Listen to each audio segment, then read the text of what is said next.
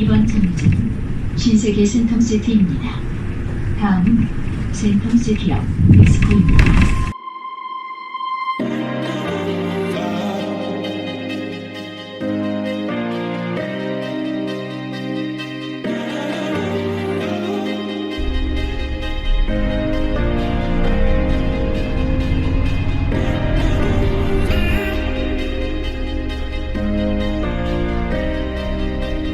Южная Корея – страна контрастов. Итак, новый день в Пусане.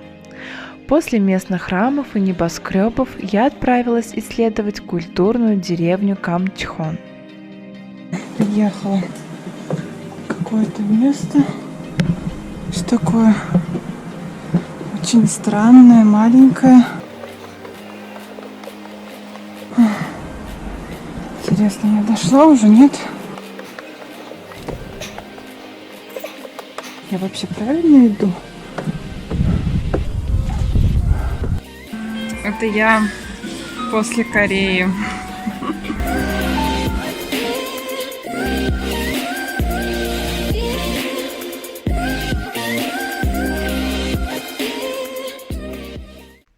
Кто-то называет это место корейским Санторини, но мне кажется, что эти постройки можно сравнить с лоскутным одеялом.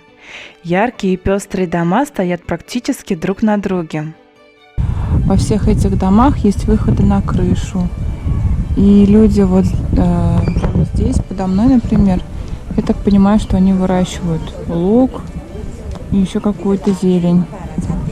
Где-то огороды, где-то люди сушат свою одежду, где-то я вижу гамаки, а где-то детские горки, детские площадки. Вообще интересно, что они даже крышу используют, то есть у них все пространство используется. А вот там находятся огороды.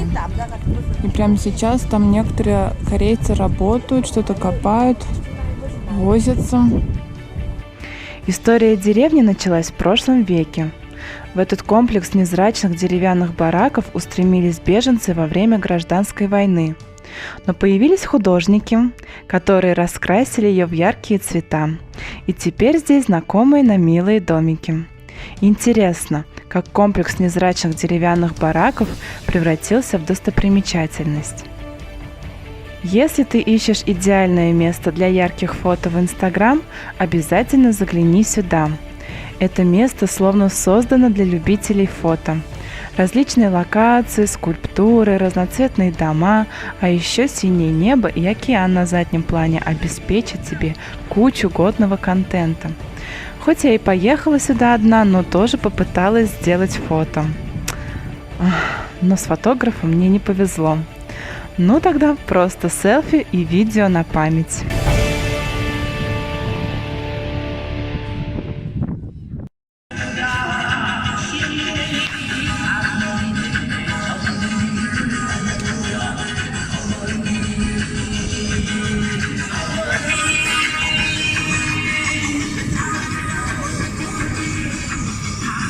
А это, я так понимаю, какой-то такой рыночек.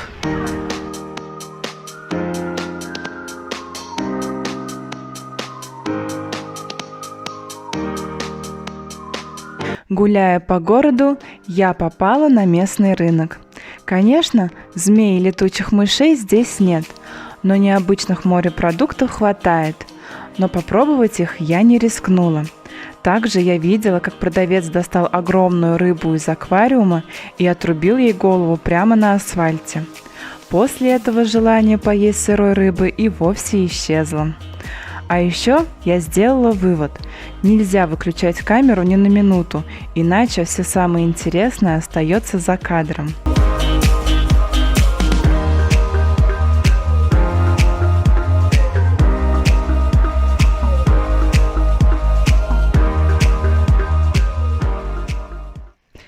Как же Пусан и без пляжей, но на этот раз пляж Кван-Нали. Все те же высотки, корейцы, собравшиеся выпить или поесть сырой рыбы, уличные музыканты.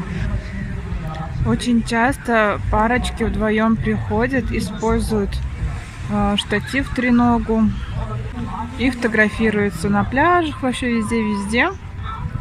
Очень часто я вижу. Кстати, корейцы парочки очень любят носить похожую одежду. И это, кстати, классно смотрится. Ну, вообще корейцы очень модные. Главное украшение пляжа – мост. Он прекрасен в любое время суток, но ночью, когда сверкает и переливается всеми своими огнями, он действительно оправдывает свое название – бриллиантовый. Инфраструктура пляжа также развита. На самом пляже есть душевые, установки сжатого воздуха, чтобы очистить тело и одежду от песка, а также есть питьевые аппараты. Вокруг множество ресторанов и баров, спектаклей и ярмарок. Скучно здесь не будет, это точно. Отвлечемся от достопримечательностей и поговорим о главном преимуществе самостоятельного путешествия. Ты не привязан к конкретному туристическому маршруту. Поехав путешествовать самостоятельно, ты ощутишь такую свободу, от которой никогда не сможешь отказаться. Неизвестно, что ждет тебя впереди, кто попадется на пути или в каком месте ты окажешься. И какой же это кайф не иметь никакого плана в голове, а просто идти туда, куда глаза глядят. И вот в очередную такую прогулку я попала на красную дорожку. Сама этого не планирую, я оказалась возле Пусанского киноцентра. И как позже я узнала, в эти дни в Пусане проходил международный кинофестиваль, где встречались фильммейкеры, кинокритики, актеры, да и в целом азиатские селебрити со всего мира. Это мероприятие является одним из важнейших событий на международном уровне.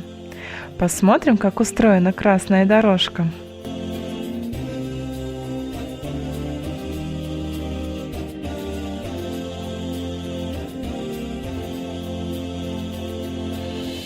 Сейчас мы с вами прогулялись по настоящей красной дорожке.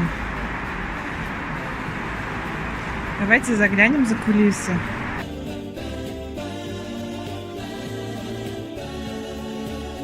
Здесь место для фотографов. Тут даже что-то написано. Смотрите, здесь, похоже, расписаны места для каких-то специальных телевизионщиков, журналов, сайтов. То есть они не просто так в разброс стоят. Вот здесь, кстати, тоже что-то написано на ограде. Вот тут. Интересно. Такого я еще не видела.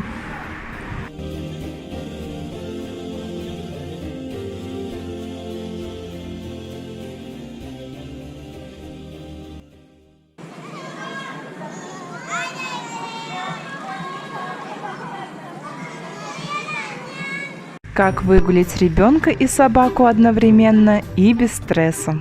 Прагматичные корейцы придумали для этого специальные коляски для ребенка и питомца.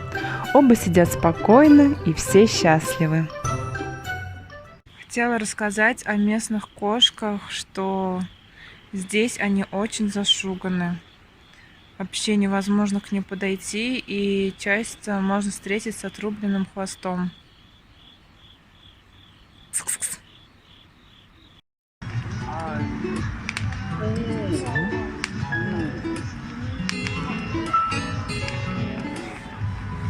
В последний вечер я решила прогуляться по пляжам.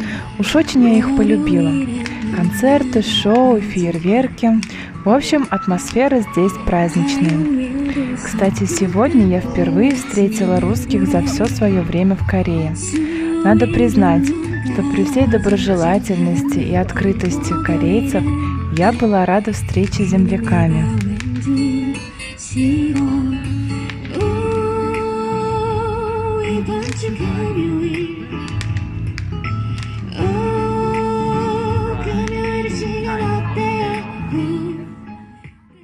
Видео пошло.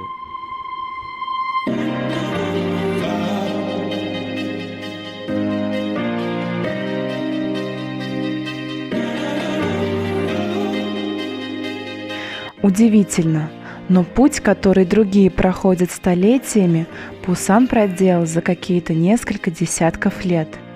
После гражданской войны становление Пусана началось практически с нуля. Сначала медленно и кропотливо, затем поражающе стремительно. Кто знает, каких высот достигнет город в своем развитии через несколько десятков лет. Не видно. Пойдем, я тебе хочу показать место.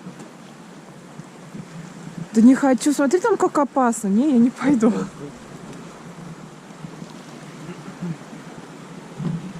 А ты можешь оттуда на нее посветить? Блин, все равно не видно.